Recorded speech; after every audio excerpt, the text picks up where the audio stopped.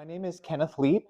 We're here at our final workshop series for the Art Means Business Design for Small Business series. I want to thank our sponsors. The New Jersey State Council on the Arts gave us a generous grant. It was administered by the Camden County Cultural and Heritage Commission. And we also received money from Holman to do this workshop series. Tonight, in this final episode, we're talking specifically focusing on design for restaurants. And I have a wonderful guest speaker, and I wanted to tell you how I ended up tracking her down. So my wife, who's in the audience tonight, took me to a restaurant in Haddonfield called Cafe Lift. We went there a couple of times for brunch. And the first time we went in, I was really struck by the aesthetics of the space. I liked the wall treatments. I liked the little niches, the setbacks that had been created in the walls, some sort of architectural elements that were created. Everything about the space really flowed, and I thought it was great. So the next time I went, and during that time, I remember even taking photographs of it because I thought it was so good, and it was something that I'd love to see happen with, other restaurants in South Jersey. So the next time we went, I happened to notice someone else taking photographs of the arrangements, the cluster of plants and shelves that were on the wall.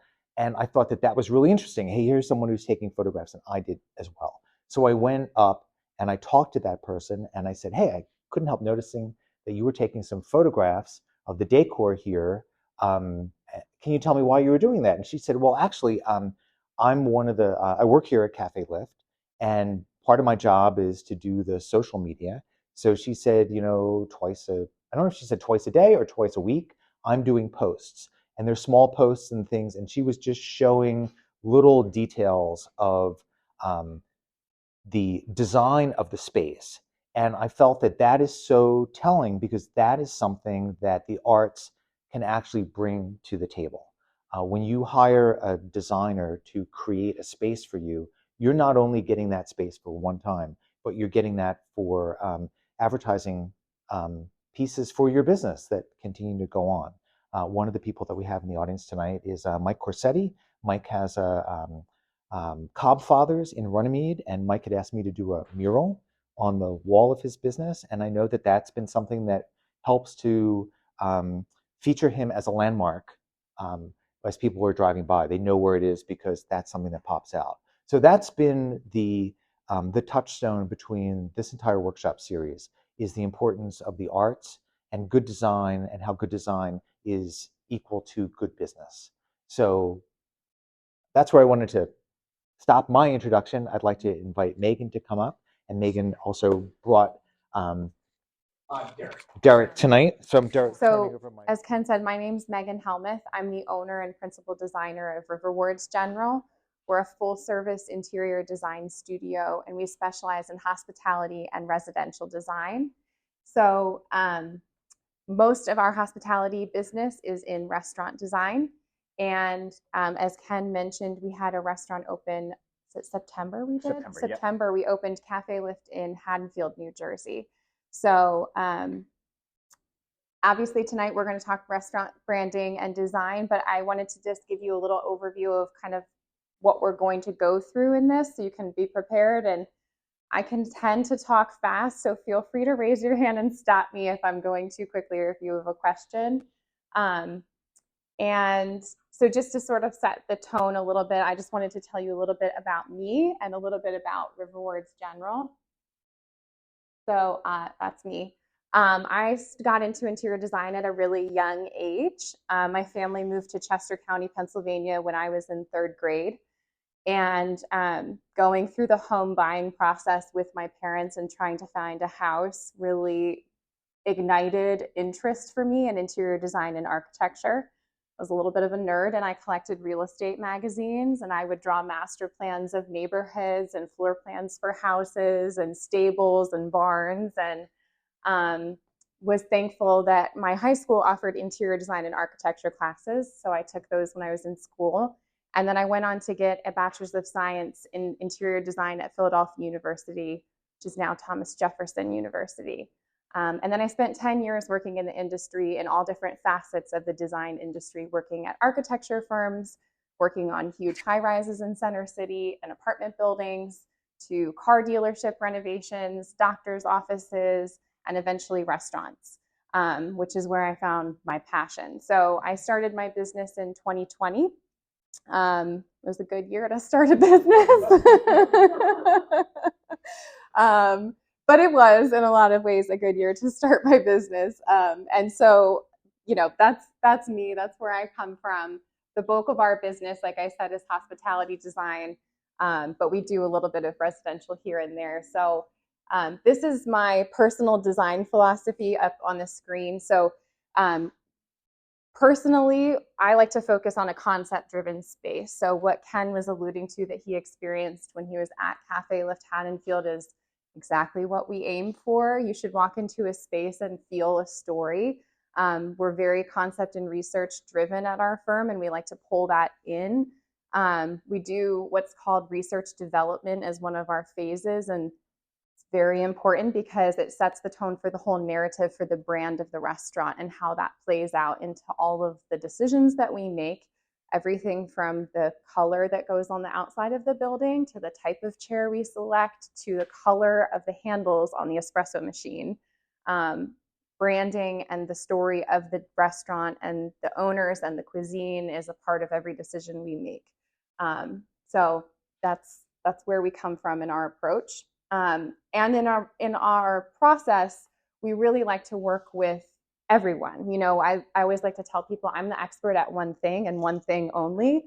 And so I default my expertise on other things to the person who's the expert at that.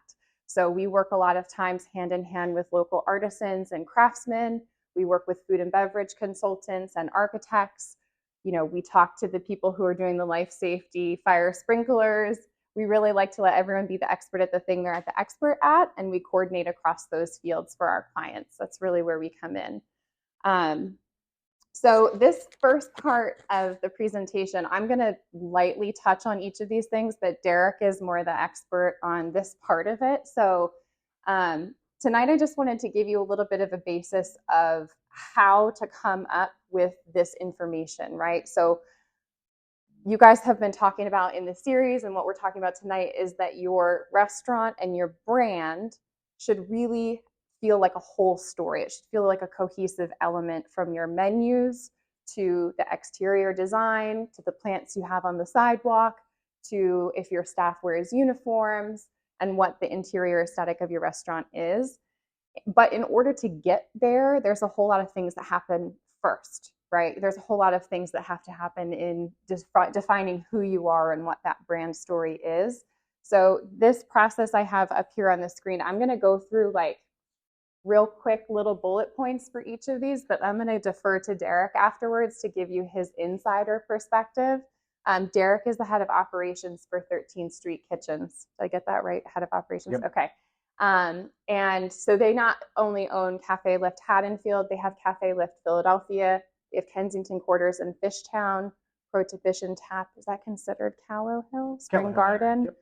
And then La Chinesca, which is also right next to Union Transfer. So I'm just going to go through each of these points, and again, stop me if I go too fast. So the first phase one, I like to call this, is identifying your target audience. So it's pretty, straightforward. You're identifying your target demographic, but the way that I like to think of this being approached, and the way that I've experienced it being approached by our restaurant clients, is they like to consider, if they're bringing on a chef, it usually starts with who the chef is and what they're cooking. If they're going in the direction of a brand concept, it's like, what's the cuisine? What kind of food are you serving? Are you catering to specific niche of people, or is it a broad audience? Are you trying to create a supper club atmosphere? Is it family friendly? Are you trying to be targeting a very specific group of people? Are you just a takeout restaurant? Those kinds of things. Phase two, we say research the market. So you want to identify trends that will give you an approach to your brand that help you design that strong foundation. So gathering data about the area, looking into factors like age group, income levels, education levels, cultural diversity, This may seem like a really silly and like rudimentary way of going about it, but it really will help you later on in the process to inform some of the ways that you approach social media or the types of chairs you're picking out in your restaurant. Is your clientele older? And so we need to make sure the chairs have arms on them to get it easy to sit up and sit down, or stand up and sit down. Are they younger? It seems rudimentary now in the process, but it really informs a lot of decisions later on. Um, and then phase 3 is investigating social trends. So where do the people who you're targeting have a conversation on social media? Are they on Yelp? Are they looking at Google reviews? Are they on Instagram? Are they on Facebook? Because in a lot of ways, different demographics behave differently on social media. It's not, I mean, Instagram is a great starting place, and it seems to be a really comprehensive platform for a lot of different demographics, but it's not always just that platform, right? There are some demographics who operate closer on Facebook or Pinterest. And so that's just important to consider. And then in phase 4, you're developing the brand identity itself. Obviously, logos are important, but they're not everything. So color palettes are really important in your brand design, consistency in what your menus look like, your signage, your packaging, what's your online website look like. Creating a visually appealing and easy to remember brand that's consistent across all the touch points for the consumer. And before I get into phase 5, I'm going to let Derek kind of add his expertise on how they, you can stand up. Sure. Come on up. I will say, so I've been with the company now coming up on 6 years at this point. Unfortunately, Michael, the owner, was unable to attend tonight. But now at this point, this is Megan and myself, as well as our team, are set on another opening of Cafe Lift, or reopening, I should say. So it's been great working with Megan. It's been great working with Megan a second time and kind of working on the things that we did in Haddonfield and then taking it over here. But really kind of going through this. This is now my 6th opening with Michael in the almost, the 6 years. And everyone is challenging, and everyone that you go into. So the one thing that I will say to that is that we really lucked out when we were going to Haddonfield. Every other location that we've been in has been in Pennsylvania, or at least mostly Philadelphia. So Michael actually lives in Haddonfield. He has 3 children there with his wife, and also co-owner of the restaurants. So I grew up in Stratford, Lindenwold, so I was very familiar with the area. So going to Haddonfield, kind of starting with just knowing your demographic and what you're looking at, really gave us the upper hand, knowing what we were going to and being able to use overall, like, to our advantage of just the clientele that we were going to have in that area, and just kind of going through the research, and just as we were doing the setup phase and being there for a couple months, just seeing the foot traffic that was going along and seeing those that were going to be coming and then dining with us. And it was going to be heavy kids, heavy younger adults, but also heavy families. And again, as you will still have the empty nesters at this point, while their kids are now out at college or moved on. So we were really excited about the type of demographic that we were getting there in Haddonfield, as well as the surrounding towns in South Jersey that, are always there to support us as well. So, just kind of going off of that, just looking at that market, we felt very comfortable where we were moving into, and it just kind of played off of what had been originally Cafe Lift Philadelphia. Was a little bit more of the industrial touch to it. It was in a very large kind of factory warehouse building that was converted into apartments. So the feel of the business over there was much different than what Haddonfield had taken for us. And Haddonfield couldn't have been any more perfect than exactly what Haddonfield needed and what Megan was able to deliver. Yes. Curious as to where the fish town is located. Well, that is one of our other restaurants, Kensington Quarters. That's on Frankfurt Ave, right at like Frankfurt and Thompson, right near the Girard line. But then the original Cafe Lift in Philadelphia is right in between Calla Hill and Spring Garden on 13th Street. So right, nice and easy to get to, crossing Vine and making a right there on 13th. Yeah. Okay, yeah, yep. Yeah, so the next location now, it's moving to a newer, updated location, because that one has been open for 20 years, and it needed either to revamp the entire location or move it to another spot, and we chose to move it to another spot bigger storefront right there on the corner of 12th Spring Garden and Ridge. So you just can't miss it on that street. So it's great visibility, and it's always a wonderful thing getting a brand new restaurant as well. You know?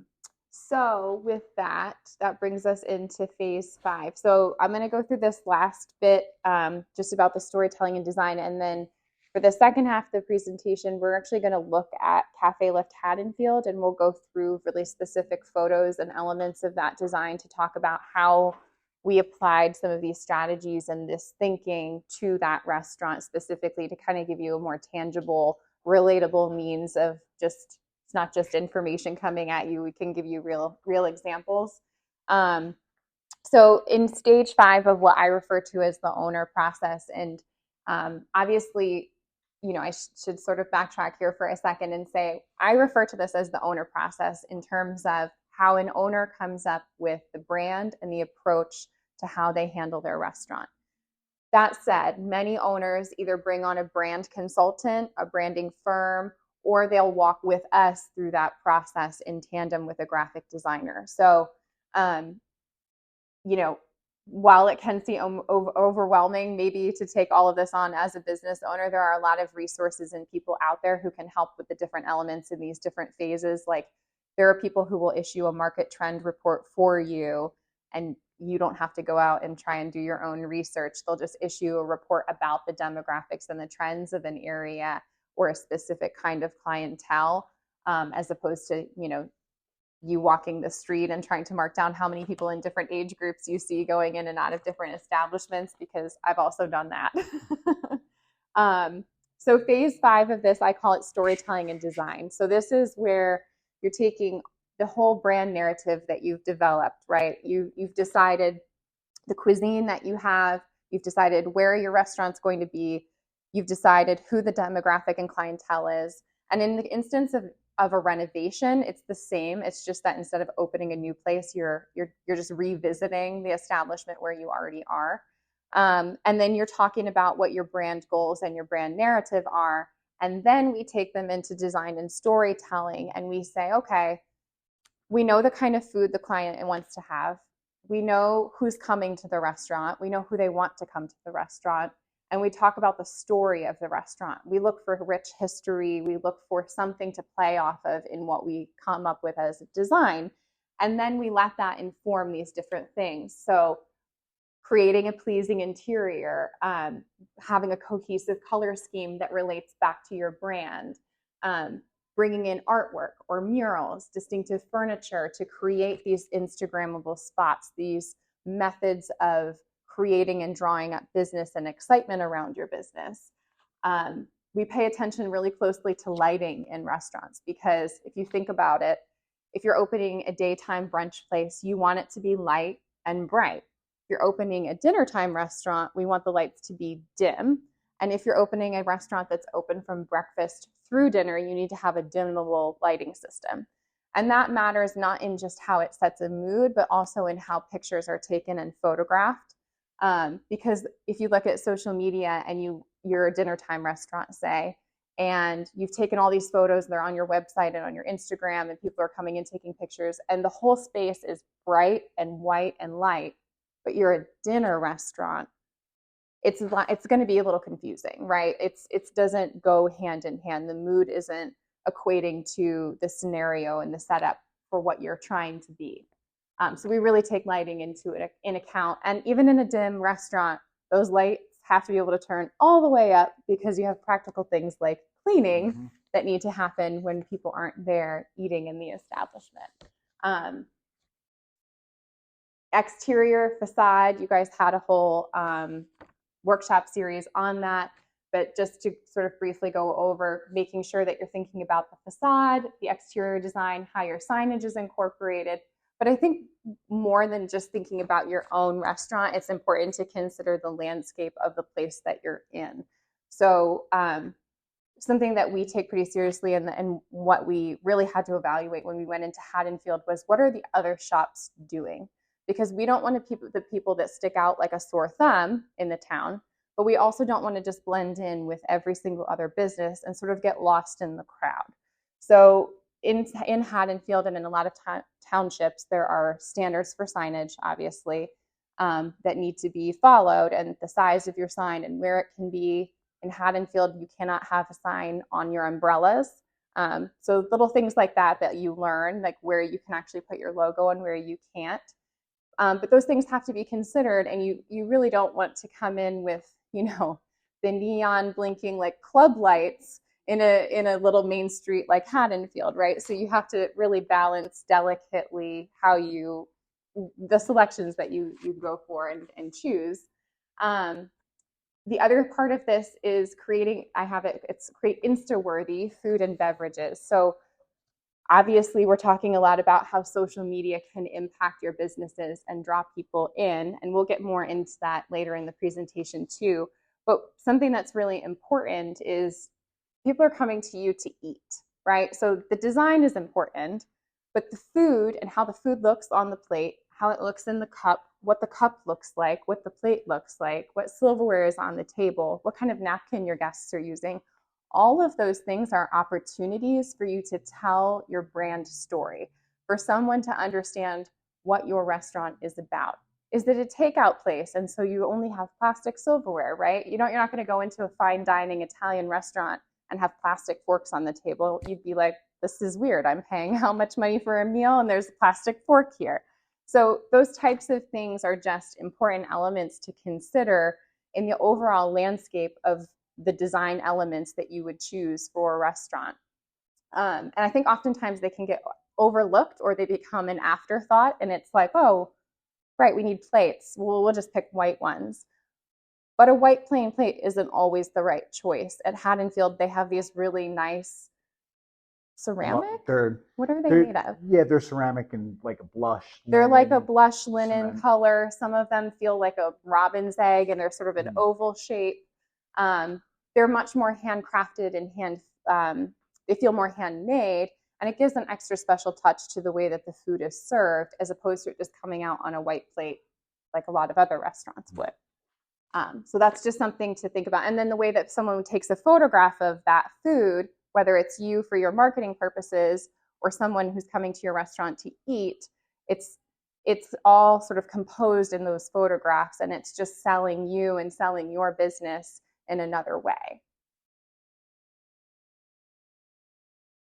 So to continue down on storytelling and design, the last two pieces are really more to the social media engagement. So creating content that users can engage with is really important. So Cafe Lift, for example, they have these sort of phrases that they use in the restaurant. There's brunch all day, brunch forever, brunch or die. Brunch or die. They have these sort of little phrases for the business that they then have converted into hashtags on their social media account.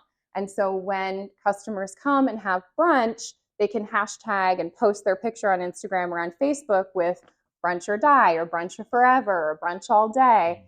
And those hashtags then relate back and direct people back to Cafe Lift. And it's a way of advertising for free.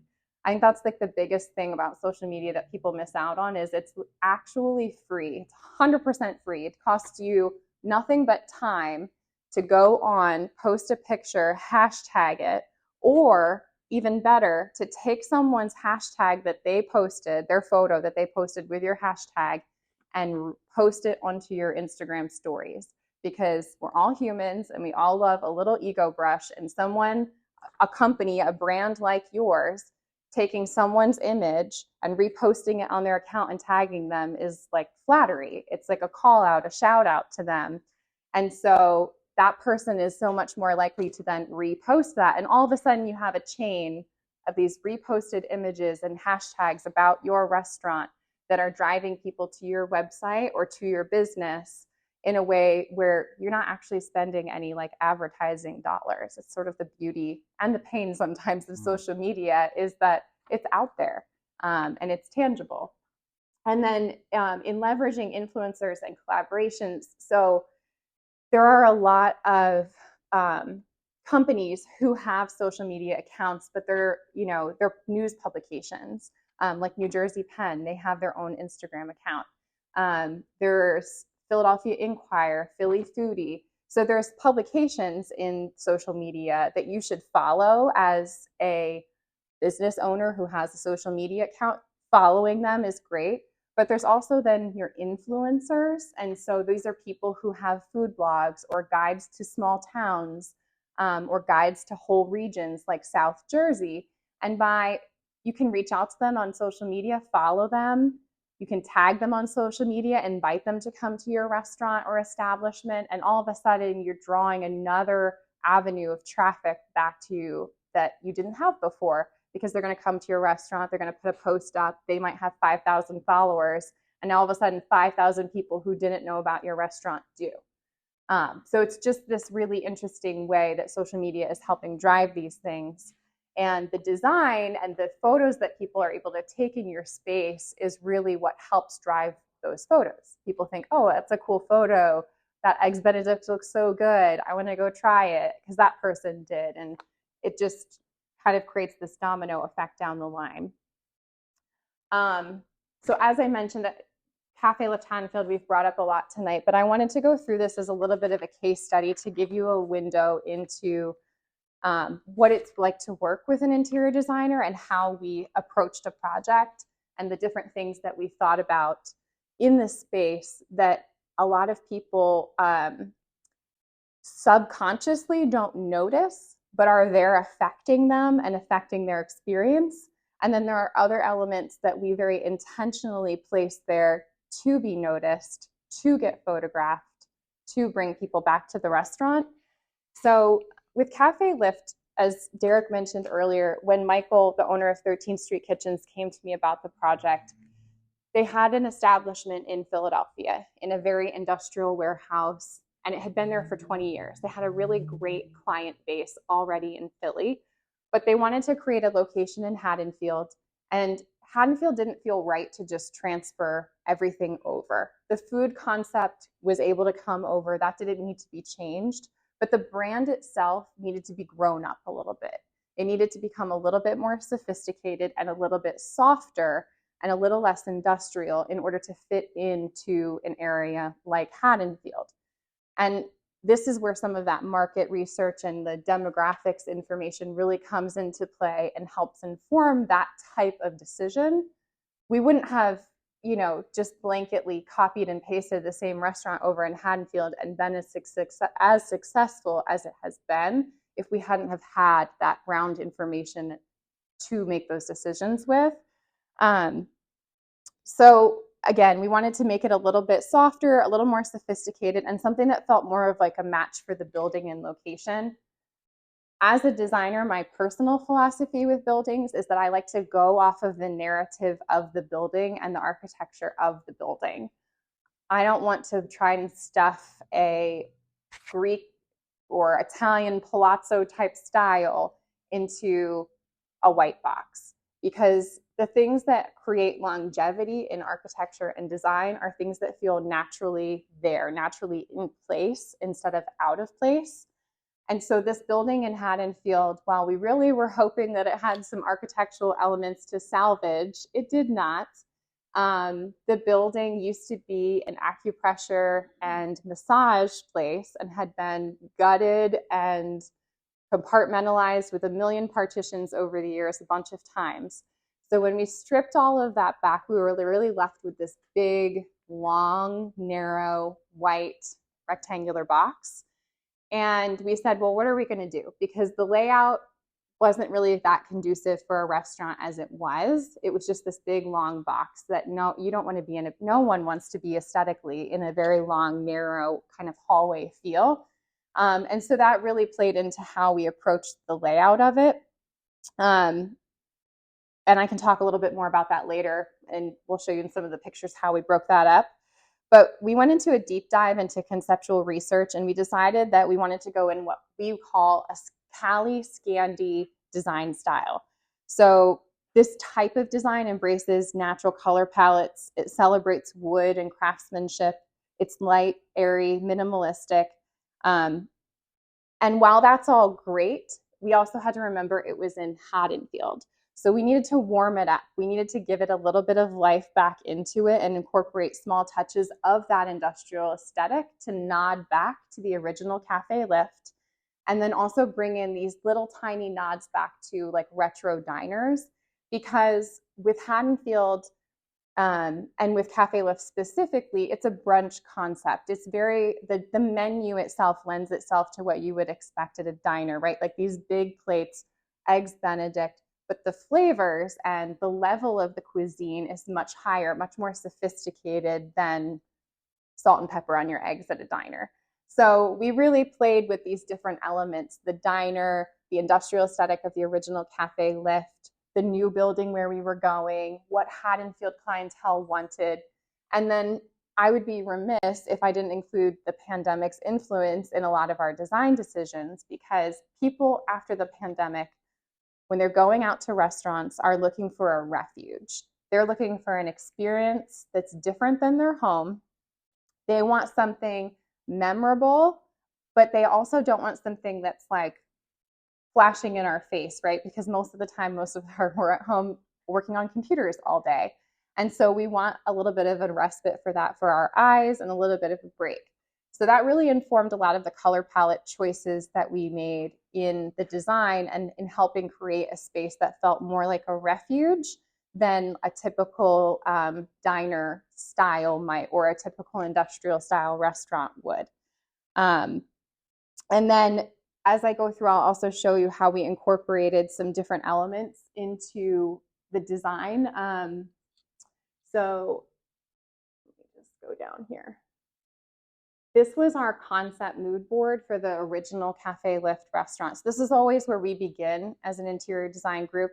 After we have these initial meetings with the client, after we go through our market research and we figure out what it is we're aiming for, we come up with original beginning point called a concept mood board. We have a meeting with the client, we review it, we get feedback, and then we move into phase 2, which is a schematic design board, where we start to hone in on some of our choices. And we start to carry over the things that work from the concept design, but we refine them a little bit further. For this project in particular, you're going to see a lot of, in the photos, a lot of our schematic design really was solidified and stayed the same. Things like the ceiling treatment, the light fixtures, even the stools, some of these archways. A lot of these decisions in this design direction came out of knowing we were working in a really long rectangular box, and we needed to be able to soften it. We needed to add in visual interest and keep your eye moving through the space in a way that was really soft and natural instead of so harsh and jarring. These are some, I'm going to show you some before and afters. So this is the original facade at Cafe Lift in Haddonfield. So gray stucco, it had this little setback that at one point was all white and then was converted to half black and half white. And there was really no cohesiveness to that. The storefront now is owned by Cafe Lift Haddonfield has both of these storefront spaces. We're actually in the middle of expanding it over into one side, to the side that we didn't fill out the first time around.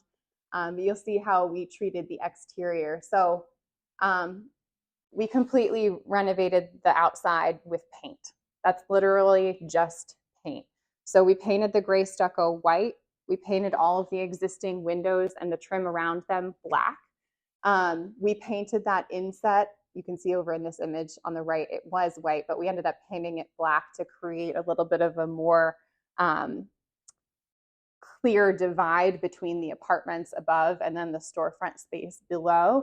And it gave us this really nice black backdrop to have our white outdoor furniture, our white and red umbrellas, and then the planters and things like that, which I'll show you on the next slide. So for Cafe Lift, their brand color, their biggest brand color is red. In restaurant design, whether it's your menu or the interior of restaurant or the exterior, color psychology is very important. You'll almost never see the color blue used in a restaurant because it doesn't promote eating. It doesn't encourage people to be hungry and to want to eat food.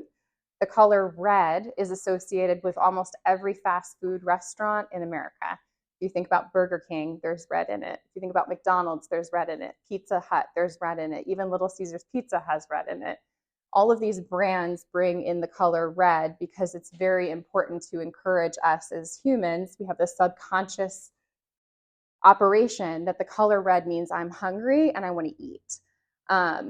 Oftentimes you see the colors red and yellow or red and orange incorporated with one another because orange and yellow are a good balance to red, but also because they subconsciously trigger the idea of eating quickly. So a lot of fast food restaurants will use them. So the color red was really important in the Cafe Lift brand. But the aesthetic and the way that we wanted to treat the clientele in Haddonfield, we didn't want them to feel like they were in a fast food restaurant because Cafe Lift is not one. But we did want them to feel like they were in this space of refuge. Red, while it encourages to eat, also doesn't encourage positive feelings, right? So it can encourage someone to feel really angry or impatient. While it might also infuse us to be hungry, you don't necessarily want it to be all around you in a way where all of a sudden your mood shifts in a different way. So we had to be really careful about how we were going to utilize it. And so on the exterior, we gave ourselves this nice black and white backdrop. We incorporated the red original Cafe Lift sign over on the left-hand side. We did red and white umbrellas out front to subtly pull that red in. And then the finishes on the outside are very much, there's terracotta, there's this really soft sage, there's black, and then all the natural greens and the colors of the plants outside speak to what we've also done on the inside. There's actually a few chrome planters out there too. That's our little nod to a diner. These are more exterior photos to give you a sense, an idea of what it looks like. And then talking about the interior. So this was after we did demo of all the partition walls. You can see the condition of the walls, and all the exposed pipes are not the most pretty things to look at. And they presented some really unique design challenges. On the right-hand side and in the back, there's these two windows that at the time of demo were two different sizes at two different locations and different heights on the wall, and presented a very weird eyesore on the wall because on the other side of them, there's an alleyway for like trash and recycling. So they're not windows that you want to actually look out. So we had a little design challenge with that. And then I'll show you the after photos and what we did. So this is, as soon as you walk into the restaurant, there is a little bar in the front that we kept low at counter height, and we put stools at it. The shape of this bar, the location of it, and the size of it are all things inspired by counter eating at a diner.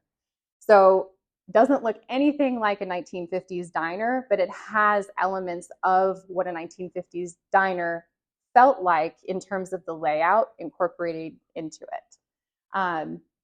On the ceiling, we did something really inexpensive but really effective to help draw your eye upwards and add a layer of warmth on the white ceiling. That's wallpaper above the bar that's rated for ceilings with wood trim around it. But the whole idea of it is that it's supposed to look like this custom wood ceiling that was built and added in this whole layer of warmth to the restaurant, and it defines that front counter eating bar. It helps give it a purpose and a place in a really long rectangular box. Over here on the right-hand side, we took the whole front of, this is referred to as a bar die wall. In design, it's the wall that is the vertical face underneath of your bar. And we did a recess for people's legs, and we did this handmade variated pink tile as just a little accent, a little piece of interest. You wouldn't expect to think that the thing that's under the counter where your legs are is interesting at all, because you would think, well, who's going to see that? But everyone sitting down at dining height to the right of this is looking directly at that bar. So we wanted to make it interesting. And one thing I'll also note is that we did a lot of plaster work in this restaurant. So this is a Roman clay finish. It's essentially a plaster finish. We did lime washing on the walls. And then I'll show you another area where we did a troweled finish. One way to maximize your network of people who know about your restaurant and who promote your restaurant is to utilize local craftsmen to incorporate things into your restaurant. So the plaster artist who did this is in Philadelphia. She has posted photos of this project on her own Instagram account, on her own Facebook account, and on her website, always tagging Cafe Lift Haddonfield. So if anyone even just goes looking for a plaster artist, she's all of a sudden there and also advertising Cafe Lift's business. And so it's a way to support a local artist, but it's also a way that you're getting another element of advertising, another reach to another group of people who may not know that your restaurant exists. These botanical pieces above this banquette were created by the restaurant or the business owner that is next to Cafe Lift Haddonfield, Meraki Market. When we got involved in the project, I spent a lot of time going into her store and talking to her and getting to know her, and found out that she had a love for dried botanicals. We had this idea to incorporate dried botanicals on our project in some way. And so we basically said, hey, would you want to do them? And it's not technically a part of her business model right now, but she did it and we paid her. And now she has another revenue stream for her business that she didn't have before. That's a creative outlet for her. And we got art in our space that we love and fit right back in with our concept. And we supported the business owner directly next to where Cafe Lift is. So there's this sort of symbiotic energy and passing of business back and forth that exists just out of a few pieces of dried botanical art. This booth in particular is, so when you walk in and the bar is in front of you, this is to the right. And we wanted to bring in immediately an element of an Instagrammable moment. This is what we refer to this as. So we picked a really interesting backdrop. We chose a really fun pink banquette fabric. We gave it warm wood background.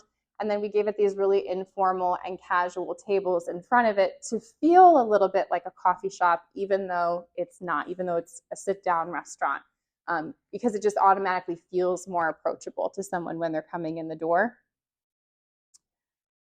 This is looking towards that back part of the restaurant. So I'll show you, I'm actually going to go ahead a slide so I can show you what this is in reference to. So as you walk past the bar in the restaurant, we created this arched wall that you see up here, half of an arched wall, and that black metal pipe. When we were looking at the space, it was this really long rectangle. And when you walked in the front door, immediately your eye went to the very back of the restaurant.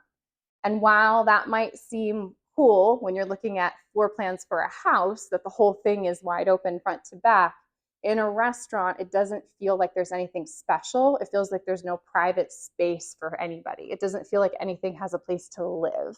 You end up just feeling like you're in a cafeteria. And so a way that we handle that in the design is that we create segments. We create ways to break up the dining floor plan. And naturally, that also then creates dining sections for waiters and waitresses to use as their zones that they're responsible for. So in the front, we created that bar and these little U-shaped booths off to the side. We broke it up from the back of the restaurant by using this arch, which we created and softened to, juxtapose all of the rectilinear lines happening. And then we created this element of repetition by adding the black custom ironwork that comes down in front of it. Another subtle thing that we did that you can see in the image is that we changed the flooring pattern. So as you walked back through the restaurant in the front part, the pattern on the floor was elongated to draw you back. And then the minute you got to this arched opening, the flooring pattern shifts, and it shifts from side to side. And the reason that we shifted the flooring pattern in the back of the restaurant was to make it feel wider back there instead of feeling like it's more narrow and pulling you back to the bathroom. It draws your eye from the side walls to the other side wall instead of looking just straight back. It does an illusion to the viewer and to the person coming through the restaurant that creates like a stopping place for them to separate front of house and back of house. So this is just beyond that arch. You can see on the left-hand side how we ended up treating those windows over here. We replaced them with frosted glass. And then We had a bit of a challenge with some of the pipes that were on this wall, and we knew we were going to have to build out the wall in certain areas, but we didn't want to have to build it out everywhere if there was an opportunity to make these windows sort of disappear. And so we created these architectural arches. There's one here that's upside down, and then the next one is right side up. And inset in here is highly texturized, troweled, hand-done plaster by that same plaster artist. And so when people come into the restaurant, instead of their eyes going to these two weird windows that feel like they don't have a place, they now have a place. They have a place in these archways, and we've drawn your eye away from the window and to the highly texturized plaster in that archway, instead of focusing on a weird window that goes to nowhere into a trash alley. So there's subtle things like that that we did in the space to, while the everyday person going in there doesn't realize that we've done that, that's sort of the idea. They don't realize that they're not looking at alleyway windows that had no place. They look at the plaster. And then the way that we've incorporated, you can see just there's so many arches and circles in this space. The circle lights down the middle, the arch in the back, the circles on that wood wall. There's half arched tables. The end of the banquettes are arched, the archways on the wall, and then these sort of soft oblong mirrors. All of these elements add softness. They add visual interest. They juxtapose and balance a really rectilinear long space. And they help when you're in this space aesthetically, you just feel softer. You feel more at ease because there's not so many harsh angles going on. And, you know, we balance that out by keeping the floor very geometric still. So there's just all these ways that we sort of push and pull the geometry in our designs to create an effective space. And in doing that, we're also creating moments for someone to take a photo of their friend eating lunch. For the person who's sitting, what you don't know is this wall is blocking the server station. So on the other side of that wall, it's there for a very practical reason. It's hiding where the servers get the food from the kitchen pass-through window. They have roll-ups back there. There's a POS system back there. There's a hand-washing sink back there. All of your back-of-house things that you don't want your customers to see, that don't add to a very clean experience, are hidden behind this wall. And we could have just made it a wall, but then it wouldn't have been very interesting. So we made it a wood wall, and we added these cutout circles into the wood paneled wall. And now it's a cool place to sit. It's cool to sit next to the server station because you get to sit next to that wall that's very cool to take pictures in front of. And it's a different experience. Our goal in every restaurant we design is for there to be no bad table. You've been to a restaurant before and you've been seated at the bad table. Our goal is that when you go to one of our restaurants that we've designed, there's no bad table. They're all interesting. They all have a valuable experience, and they're different. You can go into Cafe Lift Haddonfield and have a different experience 7 different ways in this restaurant. You can sit at the countertop at the front bar. You can sit at this booth in the back. You can sit at one of these tables over on the side. There's another booth here that you're just getting a glimpse of. There's these round booths. There's these booths here, and then there's the ones in the front. Is that 6? And then there's loose tables on the side. And outdoor. And there's outdoor. So there's 8 or 9 different kinds of experiences in dining in this one restaurant that has how many seats? 65. And that's what I was going to say to interject there, was just the way that Megan was able to break up the room was so great because, again, growing up in this area and being around and being a frequent of a lot of diners on the White Horse Pike and Black Horse Pike, you know, they can feel very cafeteria-ish in kind of a big open room, just kind of some banquettes and whatnot, or just your regular rounds or square top tables, but just kind of very just plain Jane overall, where Megan was able to create so many different breaks in the room that it really pulls you in, and there is no bad seat. And it's just fun now being open almost a year and looking back at, like, remembering when walking into just a blank rectangular room in there, and now what it's been able to come along in some of these little notches in the room that, you know, at first you're thinking, oh, that pipe was there because it was actually a water line that was running. You know, when you first see it, and then it's like, oh, wait, no, that's actually design. And then seeing those windows in the back left, that when you first originally look at them, like, what are we going to do with that? So it's our job to start along the process of, hey, this is how the room is going to be able to function. We're going to put our kitchen back here. This is where our hood system is going to go. And then Megan takes the design and then shows it to us. And I remember seeing the mood board and was like, she could not have hit it more on point right there. So I was so excited. And then now I'm thinking back our trips, our research and development trips to New York, searching for the plates and the silverware that met this style of room. Whereas, yes, our location in Philadelphia is just plain white plates, because Michael opened it at 22 with him and his wife when they didn't have money to open. So they opened it with the basic plain white plates that then stuck with for 20 years, and we never changed out because that's what everyone was used to.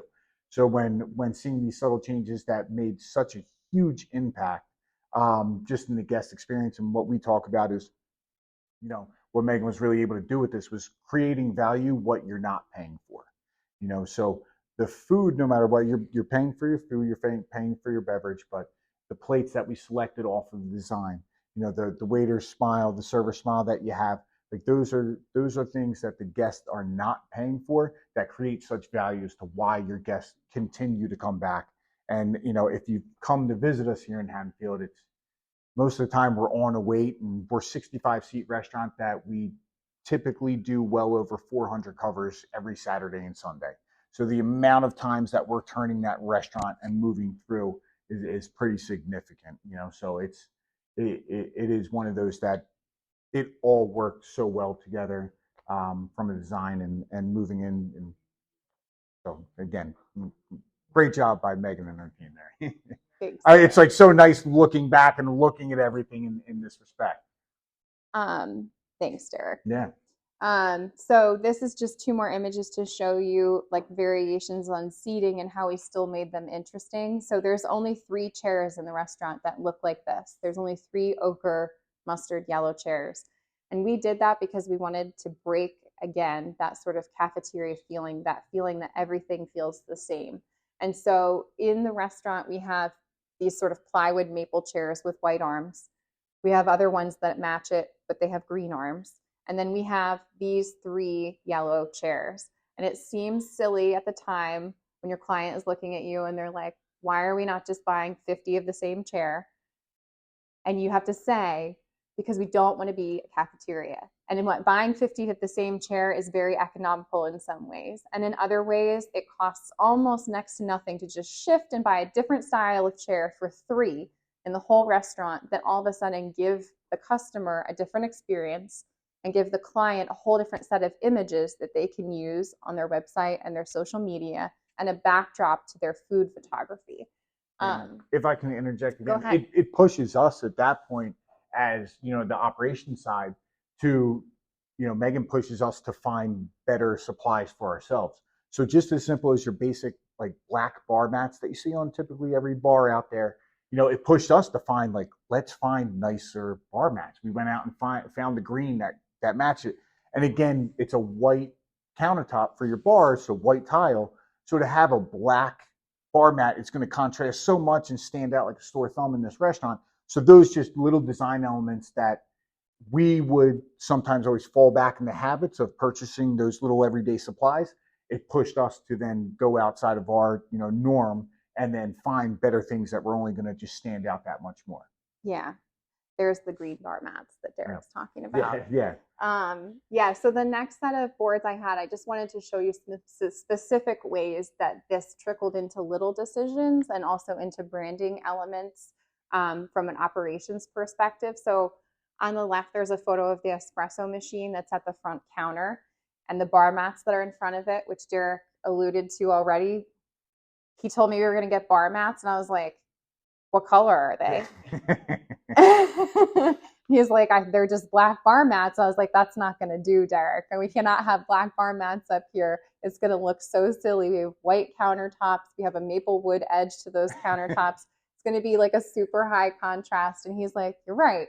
So they went back and they found a different bar mat, and it's green, and it complements some of our green booths. It complements the green plants that you see outside, some of the green that's pulled into their branding. And it's one of those things. I've opened 15 restaurants at this point, and I don't think I've ever used anything outside of a black bar mat. So it's one of those things that it just opens you up and pushes you. And then the espresso machine was a whole nother thing, because there's a lot of espresso machines out there in the world. Most of them are pretty generic and standard, but we cared. It's the first thing that you see when you walk in the door is the back of this espresso machine. And then as you walk around the side, you see the side of it. So we picked out the color of the espresso machine. We picked out the handle on the espresso machine. It's a walnut stained looking wood, but it's a choice that a lot of these manufacturers offer that often just get overlooked. And it's a small detail, but it's a way to pull it back into feeling like the rest of the restaurant. If we had put a bright yellow espresso machine in here, or bright pink, it wouldn't have felt right. It would have felt like the weird eyesore that your eye got drawn to. And it's a heavy use item in a cafe. It's used all day, every day. And so we wanted it to feel special. We wanted it to feel like a part of the brand story, a part of the design aesthetic. And so choosing things like green bar mats and the wood handles that went on it was important. And it goes away in the right way when clients are in there and looking. And then so again, we did a chrome cold brew. That's a cold brew tap in the middle there for coffee. It nods back to that diner mentality, that diner aesthetic. We pulled the red in. Like I said earlier, we were very careful about where the red came. And so we pulled that in some of the mugs. And then up on the top, we brought in one of their slogans over a really cute, kind of fun, playful Scrabble looking menu board. So it says brunch forever, and it's backlit. And while this menu isn't necessarily informative to like the menu that's in front of you at your table, it is this sort of cute artistic moment when you first come in the door, and it serves as a backdrop for a lot of the views that you get in the restaurant. You can see this in the background of.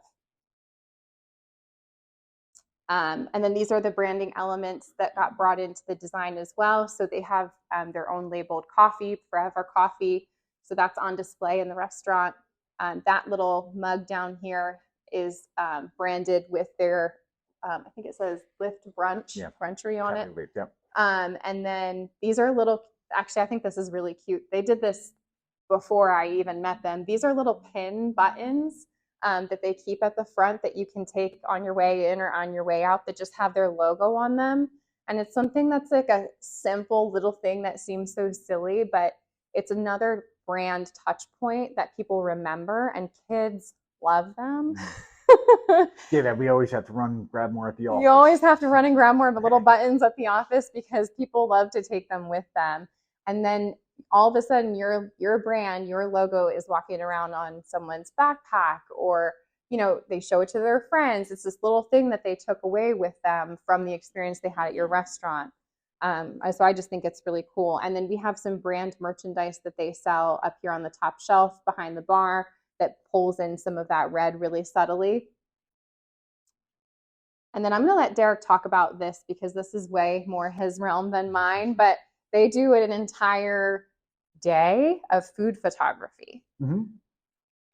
Yeah, so we will, at times to pull in, I think Sarah, that was being spoke about earlier for our social media.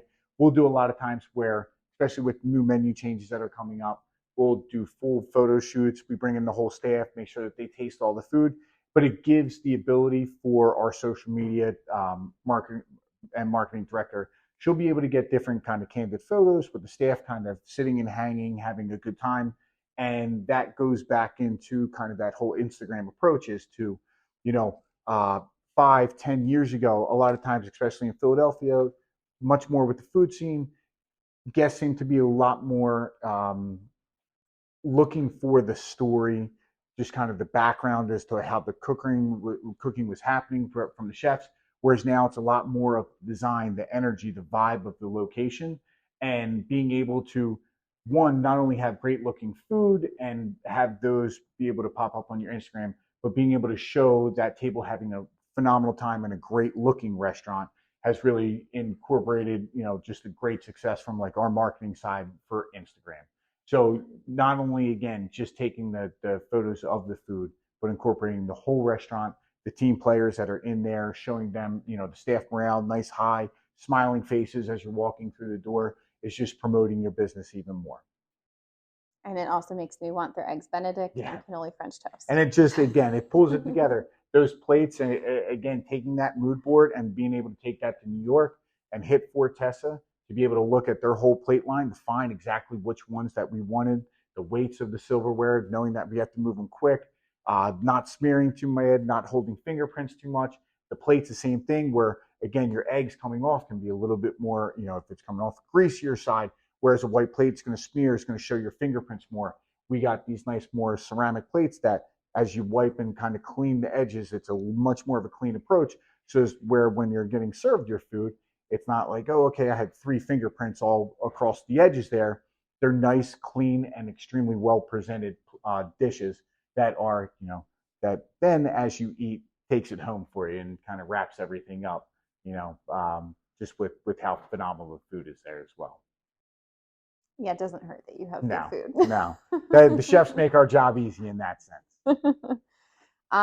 So we tried to cover as much ground as we could, but we still have some time for Q&A. If you guys have any questions, you can ask me my favorite color or my favorite food. I don't care what you ask about, really. This one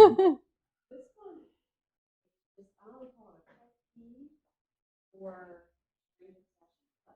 when you design. Like my first thought is always the full cycle of food. So when I come into a place, I want to know how I'm going to be comfortable, what I'm going to eat, what are the restrooms like? Because there inevitably should be, in my world, the same level of design and care and cleanliness and comfort in that room as in any other part of the restaurant. Yes, it's true. So it doesn't very often get talked about, I notice, but it's like, Yeah. It's funny you say that. I was this close to putting a picture I on the wish you slides did. of our restrooms. The It wasn't. tiles are great. It was still the only photo that I had. It was still under construction, so I didn't want to put it in. But that was a big thing for me, and it was funny because one of the things I was telling our Michael, our client, Derek's, the owner of 13th Street Restaurants, when we first met about this project was, and please tell me I'm designing the bathrooms. And he was like, you care about that? And I was like, yes, I do. I really care about what the bathroom looks like because it can't look like an afterthought. It needs to feel like the rest of the restaurant. And so our bathrooms here, we have this porcelain hexagon floor that looks like terrazzo, but it's pink. And we have stripes on the wall of green and white tile and wallpaper above. And we did a maple ceiling, drop ceiling tile grid and a fun sink and a fun mirror and a fun wall sconce that's in the mirror. But I think more so now it's not as overlooked as it used to be because bathrooms are something people talk about. Mm-hmm. I know for me, like when I go to a restaurant, I'm like, oh my gosh, you have to go check out the bathroom. It's so cool in there. It's like one of those things that you tell people, or whether they're with you or whether it's later. And it's important. You need to absolutely continue your brand story in there because of all the places in your restaurant. It's actually the most intimate space for you to present your case to whoever is in your restaurant. And so it's not even also just about what they look like, but how they're maintained. Yeah. That to me is like even worse. I actually went to a restaurant over the weekend, beautiful bathroom. They were out of paper towels. I had to look for the soap in a cabinet and it was a mess. And I was like, the bathroom is beautiful, but no one is upkeeping it in here. And so we didn't touch on that as much in this conversation. Yeah, that's more for I you. would love to touch on that. Now, that is one of those that, yes, it is for us, it's in the back of the restaurant there. And one of the major things that myself and Michael, the owner, that we walk through is the first thing that we're looking at is the front door. Is it free of smudges? And then we're kind of the next spot is the restrooms.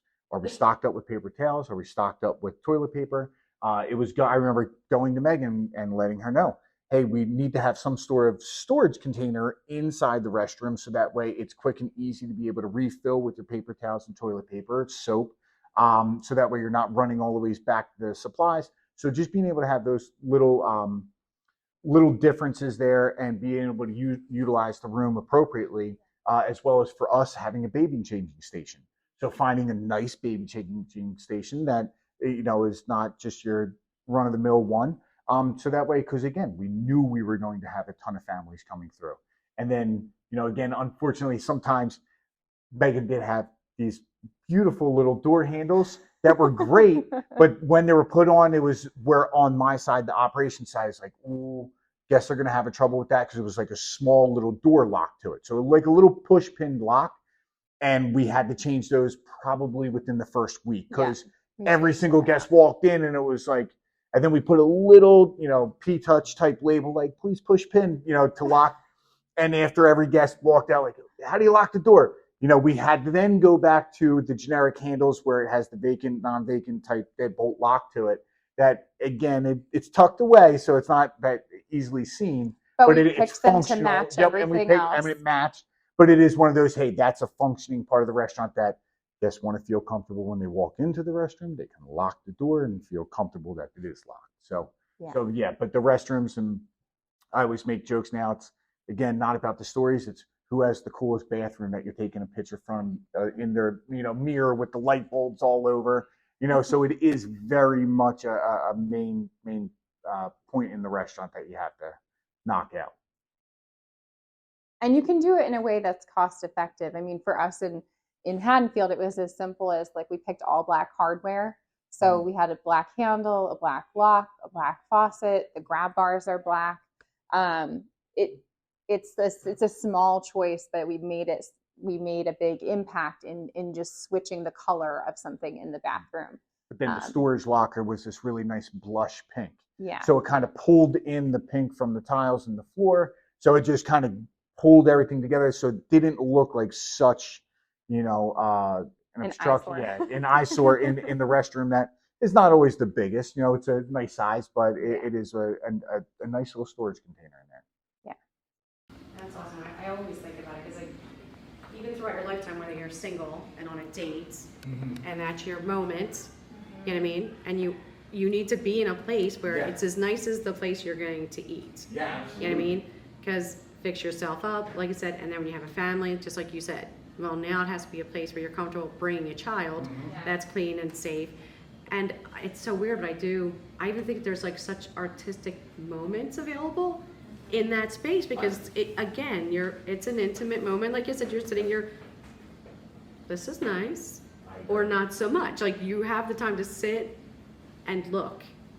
And that's, I say all the time, like when I go and I think about design, like I said, the whole cycle of food, so like all the way to the back of that space. And there are places I've refused to go again. I don't care how good the food was and how good anything was. I'm like, yeah, but before or after I'm eating, I don't want to go there, or other places I'm like, yes, the full circle experience all the way around. When dining out, it's probably the biggest room that makes an impact on me of how I remember it in the restaurant. It's like, oh my God, they really took time to design or had different elements of the restroom that either made it really cool to stand out, but again, you're taking that moment and you kind of sit back and you're in the hustle and bustle of the restaurant, and that's the one kind of quiet area that you can kind of close down. When you were designing the server wall, was there concern about chatter and noise for the seating area right in that section? Yeah, you mean from being able to hear the servers on the other side? Yeah, so one thing that I'll say two things about that. One is it's really important to consider the use of materials. So that wall, when we originally thought about it, we actually had considered putting glass or like a plexiglass in some of those cutout holes. One for like visibility for servers so that they could see out, but also for some light transparency. We talked about it with the client and the client was like, no, because what's going to happen? The servers are going to hang out back there and it's not going to look nice. So we don't want glass because we don't want people seeing back there more than they already are when they walk back to go to the bathrooms. And then the other part of it was a acoustic. So this wall is actually pretty thick. There's actually a wall inside of there that we cladded in wood, which is a little bit more absorptive than your typical standard partition. And leaving those circles solid is, it helps with that instead of having any of them to be transparent or even like poked through. But the other element of it that Derek can speak more to is they are on their staff about not congregating back there and hanging out. And it's not a big space. I mean, it's a very small little U-shaped space, and you can maybe fit 3 people About 3 back there at a time. You can get 3 to 4. And so that was part of our conversations, because it's hard to see in this image, but there's a booth right here on the left that can see into that server station. And so you don't want to sit at that table and see 3 servers in there just powwowing, hanging out. And they do a really good job. Their staff is, one, they're always busy. They don't really have time. They don't have time to stand around and chat. But 2, they're very on them in regards to where they are in their downtimes when they're in between table shifts and they're not all just standing there. But there's something to be said about the table that's in front of that wall. When we were thinking about the table that was there, we actually wanted them to get a little bit of that, kind of like we did in the front, right? We created that experience of like the old diner where you're sitting at the counter and someone on the other side was making food. In this case, they're making coffee.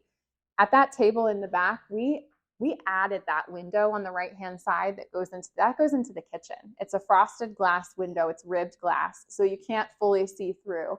But we wanted that table to feel a little bit like you're in the chef's kitchen, a little bit of that diner-like experience that you would get at a typical diner.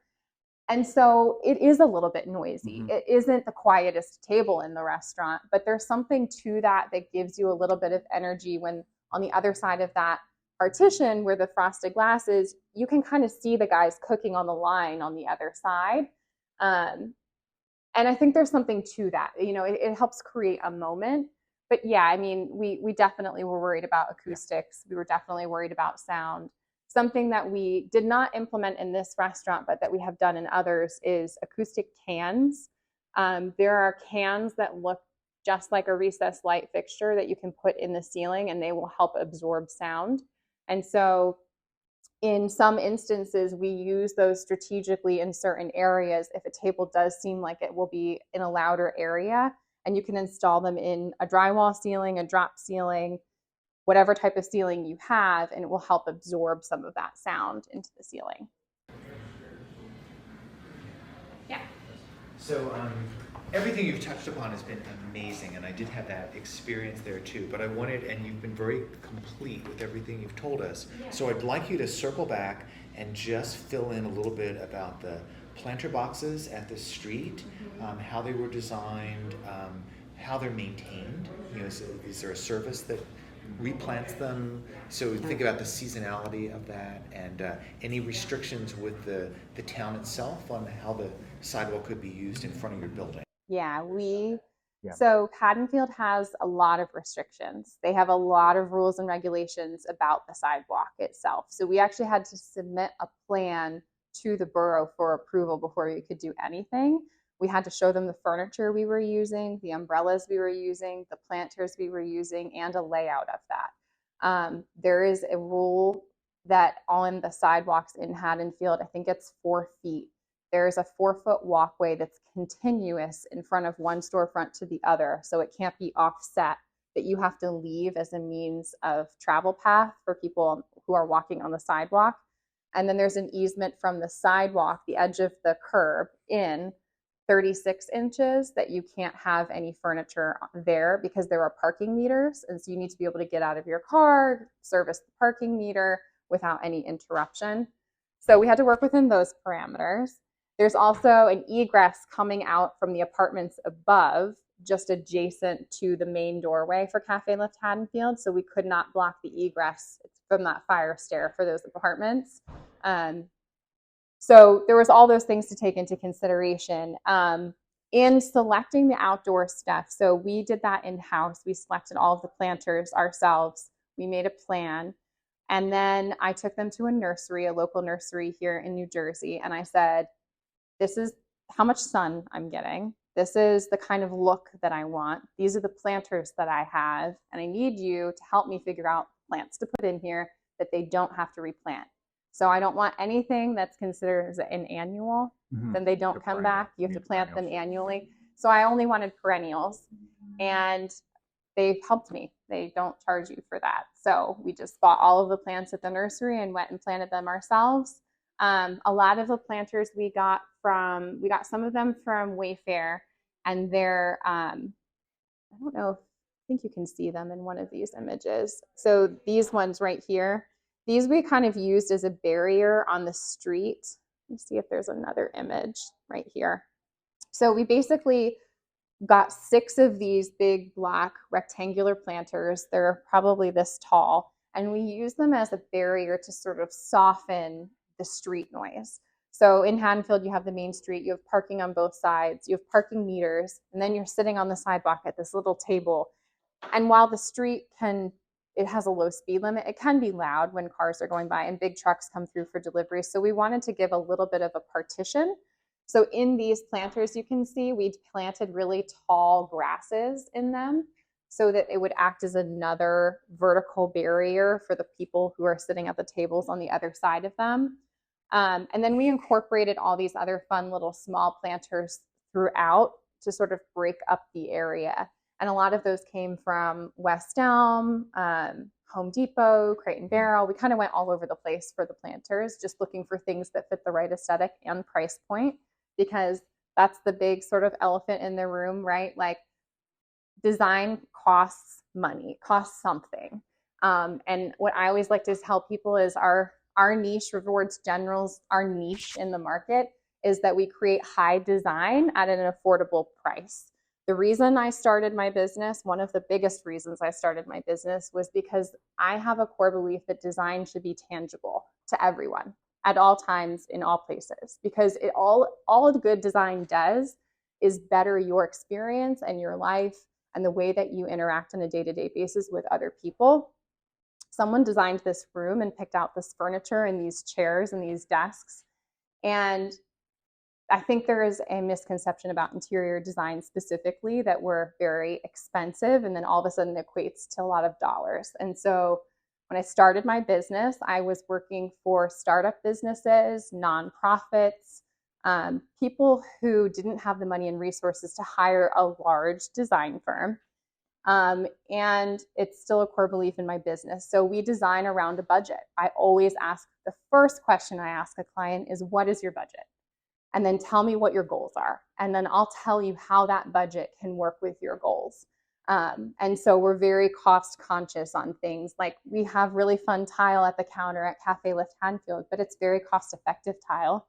The bathroom tile on the walls is really cool looking in these different patterns, but it's super affordable tile. So it's using affordable materials in a creative way. And to me, that is art. And then bringing in artisans really enriches a space. You know, people don't walk into Haddonfield and see those botanical art on the wall and think, oh, I've seen those everywhere. They're very unique. They're completely custom to Haddonfield, and they were not expensive, right? The plaster on the dye wall, it's pink and it's really handmade feeling. And it's affordable, but it's also supporting an artist, and it's different than what everyone else has. So I think, you know, it's about creating design and design moments, but it's about doing it also in a way that's cost effective, because the reality is restaurants need to be redesigned at some point. They don't, if a restaurant is sitting for 20 years and doesn't ever need anything replaced, it's probably not very busy. You want to be busy.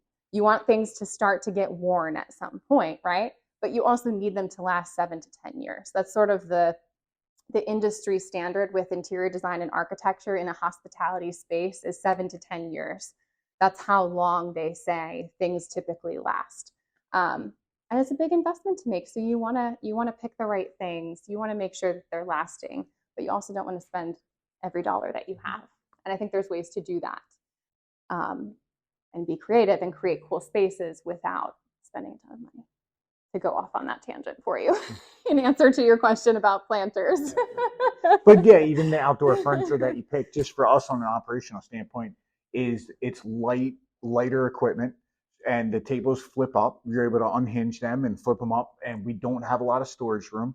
So being able to flip them up, and keep them vertically is able to store them easier. And we're able to stack our chairs. The only, the umbrellas are the only thing that's heavy, but they're on wheels, so you can wheel them away. So all those little things make our staff that much happier that every single day, Haddonfield, we have to move all of our equipment every single day. So every, 30 chairs and 10 tables and 4 umbrellas every single day. So just that, when your staff comes in at 7 in the morning and they're, oh man, I really don't feel like doing this, or you just did 450 covers on a Sunday and you're like, oh, I don't really feel like moving the patio furniture. At least it's not that extra obstacle that they're sitting there and it's taking 3 people to pick up a table. Yeah, and I mean, lighting wise on the exterior, we updated, we replaced some of the light fixtures that are underneath of the overhang. They're sort of under here, they're hard to see. But we left, these were original to the building and to the facade, and so we kept those in line with, it kind of helps tie it into the other buildings that are along that storefront space. But yeah, plants are important. Outdoor stuff is important. Maintenance wise, we use actually Four Seasons. We use Urban Jungle over in Philadelphia for our other locations, and we use Four Seasons here in South Jersey. So they still will come and just tend to the plants, because as much as we like to hope that our managers and staff can always stay on top of that, the plants, sometimes it does go unnoticed there on their parts. And one downfall that we have there is that we're not able to have like an irrigation line set up. Whereas in Philadelphia, a lot of our locations do have irrigation lines that help out, that you don't have to worry about watering as much. But being in the storefront there in Haddonfield, we cannot. So. Yeah. Great. Thank you very much.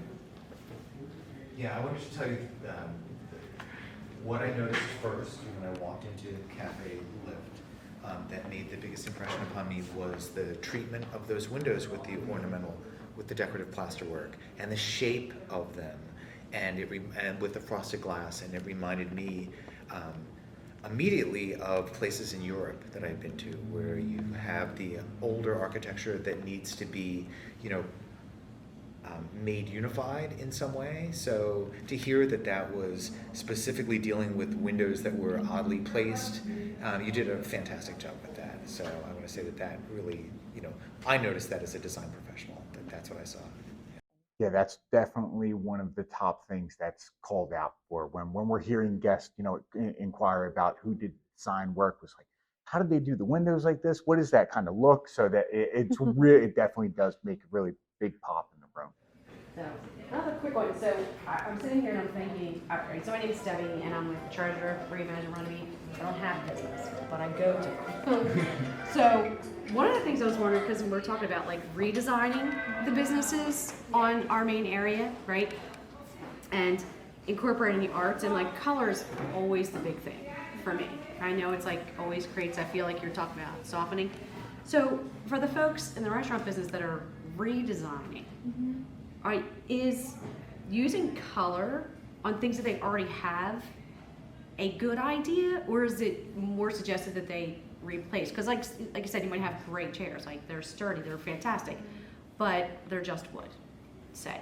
You know what I mean? So it's like changing just the color and the position of things a good idea, or is it really, should it be start fresh when they're redesigning? I don't think you need to start fresh. I mean, I operate on the mentality that there's always something good to use in a space. Generally, I think it's a case by case basis. Like if your brand doesn't have the color purple, but you have bright purple chairs and they're very jarring, like I would say maybe repaint the chairs, or maybe replace the chairs, but you keep the tables. And so, but I come from a place of belief that there's always something to be used and that you can just work around it. I think the hard part about design, I think, is there's no one recipe to follow, right? There's not this easy to follow plan that says, if you do this in this restaurant and then you do this in this restaurant and this one in this restaurant, it's all going to look great without them also all looking the same. So we really take the approach of coming from what story are you trying to tell? What are you trying to accomplish in this space? And then go from there. And then we make recommendations. And clients come to us all of the time, whether it's in hospitality design or in residential design, and they say, I have these things that I want to keep, that I want to use, or my budget's only this big, but I know that, if I replace everything, it's not going to cover that. So what can I keep? And we do that all of the time. I will say, like, things like table bases, it's like a really easy way to save money reusing a table base and just replacing a top when they get worn out. They're under the table, they're less noticeable. You can spray paint them if you need to. Chairs, you want them to be comfortable, and they should speak to the restaurant and the design of it, but I don't necessarily think that if it's a wood chair versus a white chair, does that make a difference? I think that there's other ways of incorporating and changing your space. Paint, I always tell everyone, paint is the cheapest, most effective, biggest impact resource you have. Paint can change anything. I mean, imagine walking into a room with a blue sofa, but all the walls are yellow, and then walk into that same room with a blue sofa and all the walls are white. It's a completely different experience, and it's just paint.